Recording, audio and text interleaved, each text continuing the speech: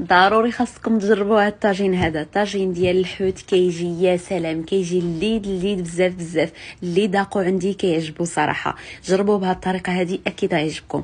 المهم هذا الحوت هذا صراحه ما كنعرفش سميتو بالعربيه، هذا معروف عندنا بزاف في المنطقه ديال سوس، كنديروه بزاف ديال الطرق، كنديروه بالبصله والزبيب، كنديروه هكايا بالخضره. انا هنا درتو بخيزو صراحه كيجي واعر واعر. التوابل راني درت زيت البلديه، درت الملحه والبزار وشويه ديال الخرقوم البلدي، ودرت البابريكا، ودرت الثومه اللي قطعتها هكايا، ودرت قزبور ومعدنوس ورقه موسى. كنحاول ندخل دوك التوابل مزيان للحوت. وهنايا كناخذ خيزو اللي نقيتو قطعتو دوائر. المهم ما بغيتش نرون بزاف ديال الاواني، قلت ما كاين لاش نحط خيزو هكا من الفوق ومن بعد نقلبو باش نردو لتحت. المهم الا غتشوفوا معايا كيفاش درت. صافي كنحاول ندير داك خيزو هكايا من التحت كيف ما كتشوفوا. كناخذ البصله الخضراء او البورو اللي متوفر، هذه راه كتجي بزاف